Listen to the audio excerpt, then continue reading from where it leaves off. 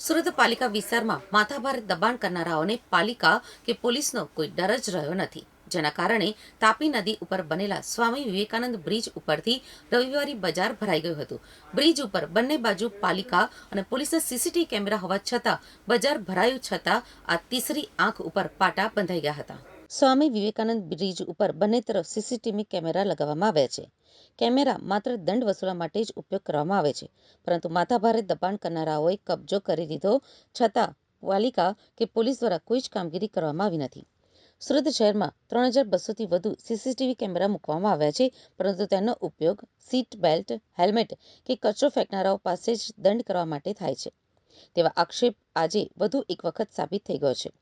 આ કેમેરાનો ડર વાહન ચાલકો કે ગંદકી કરનારાઓને જ છે, પરંતુ માથાભારે દબાણ કરનારાઓને કોઈ જ પ્રકારનો પાલિકા કે પોલીસનો ડર નથી.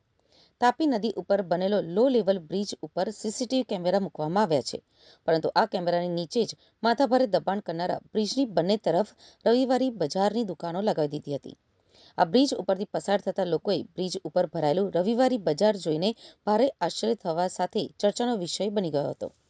આ બ્રિજ ઉપર પાલિકા અને પોલીસ દ્વારા મુકાયેલા કેમેરાની સામે જ માથાભારે તત્વો સમૂહમાં જ દબાણ કરતા હોવા છતાં પાલિકા કે પોલીસે કોઈ જ કામગીરી કરી નથી, જેના કારણે બ્રિજ ઉપરથી પસાર થતા વાહન ચાલકોને ભારે મુશ્કેલીનો સામનો કરવો પડ્યો હતો.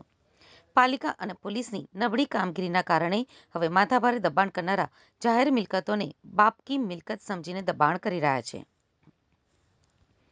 જો પાલિકા કે પોલીસે બ્રિજ ઉપર મુકાયેલા સીસીટીવી કેમેરાનું પ્રામાણિકતાથી મોનિટરિંગ કર્યું હોત તો જાહેર બ્રિજ ઉપર આવા પ્રકારના દબાણ કરવું શક્ય ન હતું.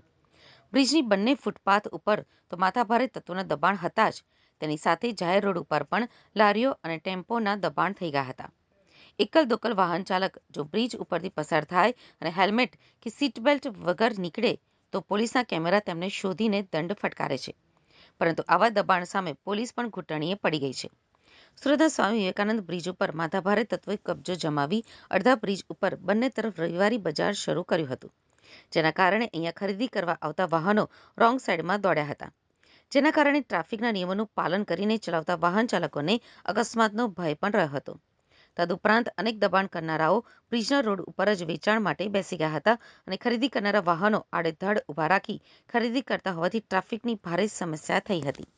ટ્રાફિકના નિયમોને અનુસરી વાહન ચલાવતા ચાલકોએ આક્રોશ વ્યક્ત કર્યો હતો કે આવી રીતે બ્રિજ ઉપર બજાર ભરાય છે અને વાહનો બેફામ રીતે રોંગ સાઈડે દોડે છે. તેવામાં નિયમોનું પાલન કરનારાઓ મુશ્કેલીમાં મુકાઈ રહ્યા છે.